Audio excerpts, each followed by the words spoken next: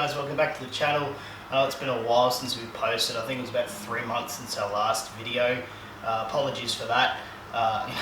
Life just sometimes gets in the way, but we're just going to try and get some more videos out to you guys. So a couple of things I want to touch on in this video. First of all, yes, this is a GTR, an R35 GTR I'm sitting next to. The clubby is gone. I had the VE Club Sport that I had since 2014, put it up for sale a while ago because I knew I wanted to jump in one of these, and yeah, sold that not long ago, put a deposit down on this, and a few things worked in my favour, and I picked it up, brought it home about a week ago. So it's a 2009 premium model. As you can see, it's red. It's got a vinyl wrapped roof. The side mirrors, they're painted black. It's got like 2011 wheels on it. The only thing I don't like about it is the brake calipers. Like one of my favourite things on the R35 is the massive brakes. They've been painted black now. I'm guessing that's what the previous owner liked. That's fair enough.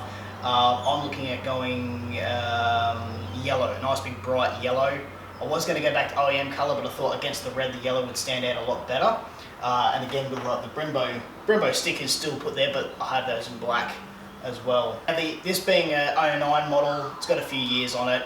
Only 60,000 on the clock, or had 59,145 or 142, whatever, when I picked it up. Within a week, I racked up 1,000 Ks because it's just so fun to drive.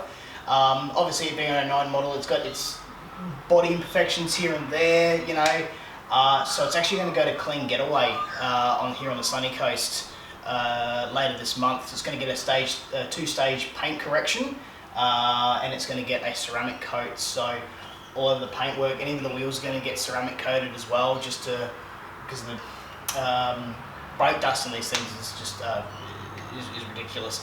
Obviously depends on what brake pads you use and that sort of stuff, but the ceramic coat would definitely help keep the wheels clean.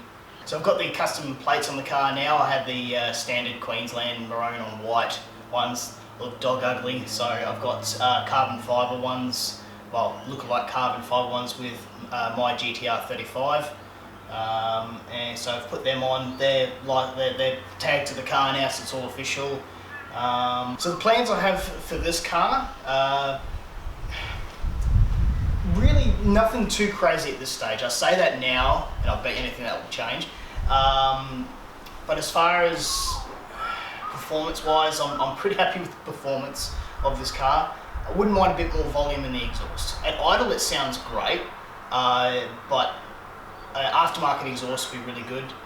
So I think I'm speaking to Calipers Mufflers at Calipers here on the Sunshine Coast. They did my mate Trent's GTR. He's got an 09 black one. AMS Alpha built. He's got a whole bunch of other little niceties under the bonnet. You've probably seen on High Explosive Media's Instagram page. Yeah, but it's already got some pretty sticky tyres on there. They're really loud tyres. If you hear some in-cabin footage later on, you'll hear a lot of road noise, and it's like, well, I'll put it down to them just being a really soft compound tyre and just make a lot of road noise. I'm okay with that because it handles great. Suspension wise, not going to touch it. Not going to touch the suspension disc. I love the ride height in this car. I love having a car that has a bit of ground clearance now. The clubby was ridiculous. It was very impractical, the height of it. It looked great, don't get me wrong, but when you go over certain speed humps and you can feel it nudging against the transmission, it's just like, that ain't good. This doesn't have that problem at all. I can drive this car just about anywhere, not off-road, obviously. Some of the interesting facts that I found when I was looking at getting the R35 is the transmission's actually at the back, so it's got like a transaxle. So the transmission and the diff are all at the back here. Obviously the engine's at the front, all-wheel drive, so it's really good weight distribution. It's actually lighter than the Club Sport by a couple of 100 kilos, I believe. Stopping force on this car, it's got I think it's got 6-pot brakes at the front, 4-pot at the rear. I'm not sure of the size of the rotors, but they're freaking massive. I think the rears are even bigger, considerably larger than the clubby's front rotors and brake package. So the thing pulls up really, really well. And the mirrors fold in too. I've never had a car that has a little button you can press and the mirrors fold in. I think that's really cool. I don't know, that sounds really stupid to probably a lot of people that go, oh, my Hyundai i30 does that. But for me, this is the most expensive car I've ever bought. This is the most performance-orientated car I've ever bought. And I tell you what, the attention that this car gets is insane. Like, just driving around Caloundra here, in Little Mountain, the people yelling out, or the people even taking photos in their car and behind you, is just phenomenal. Like, I reckon if you had an Audi R8 next to me in this car would probably get more attention. It's insane. I cannot believe it. There was actually one incident not long ago where my wife and I were visiting some friends. We were heading out to Landsborough, and we had this white XR6 Falcon behind us, and a young fellow, and I'm guessing it was his girlfriend in the passenger seat. Well, he's done it, yeah, take a photo of the car and blah, blah, blah. And I've taken off. He's followed. And at Landsborough, there's a survey, and it's got really cheap fuel. So I was like, I'll pull in and put some fuel in the car. And he follows me in. I'm like, oh, okay, all right, whatever. Maybe he wants to say good day or whatever and ogle on the car.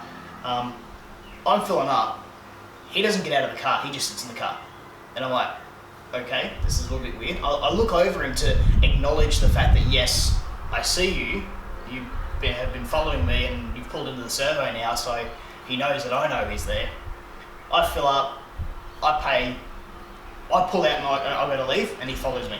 Follows me all the way through to Landsborough, and gets to a point where it's like, okay, this is getting kind of weird now, and is he trying to find out?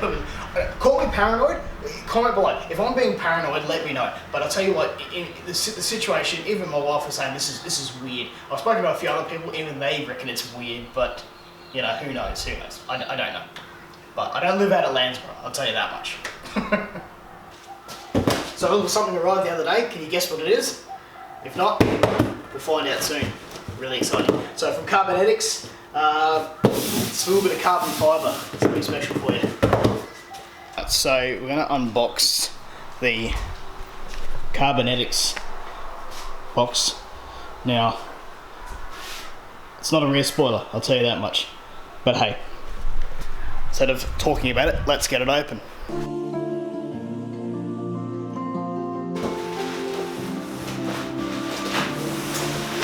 Oh, it's so light.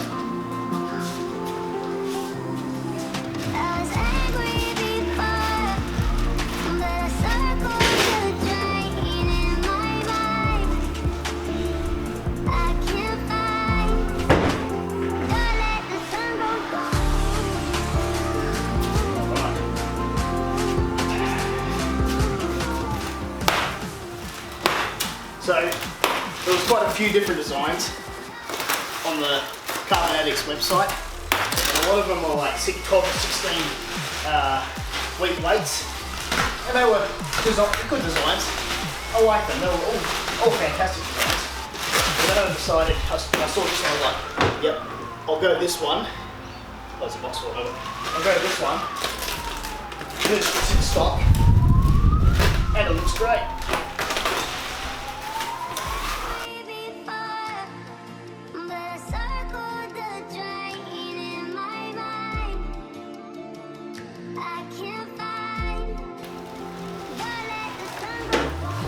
Look at that.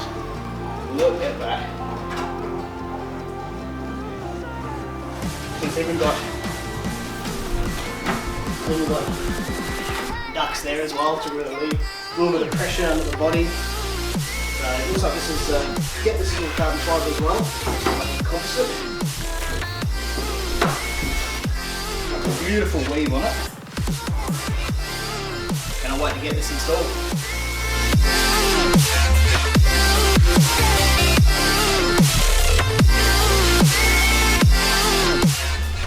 Okay, don't mind the box of towels. It's popping up the splitter at the moment. So these are pretty much all the bolts that have come out. Plastic bungs as well. Still got a couple more bolts underneath there. I don't know if you can see that very well. But I've just got that propping it up. I don't want to put too much strain on it, but this whole section's coming out.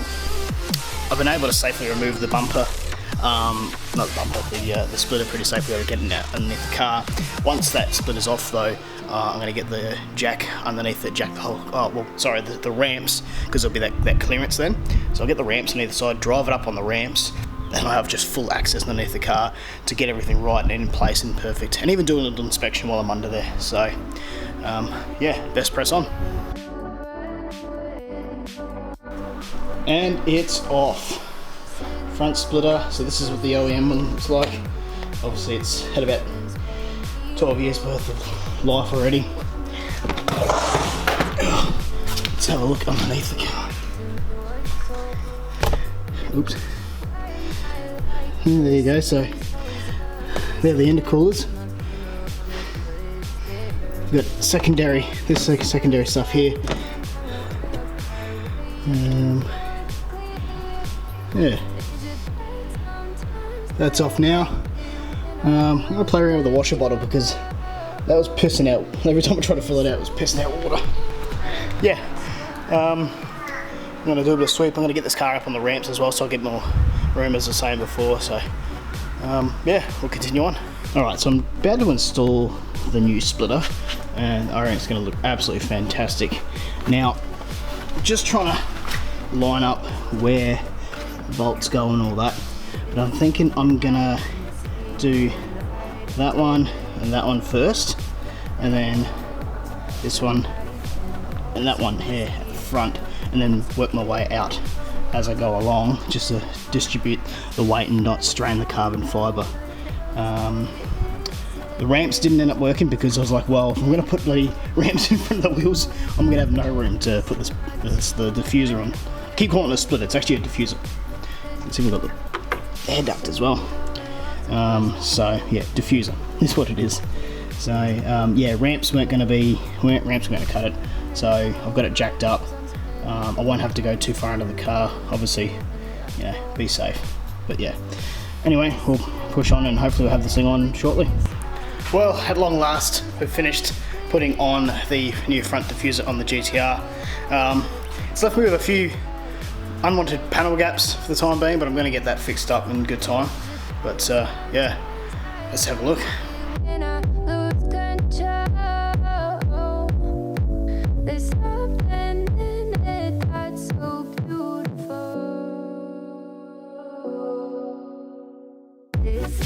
I can see the light, but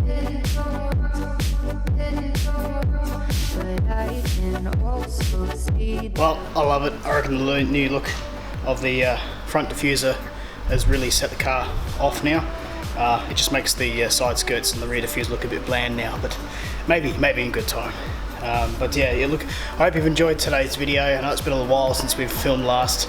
Yeah, you know, let me know what you think in the comments below, and yeah, we'll see you in the next video. Thanks guys, bye.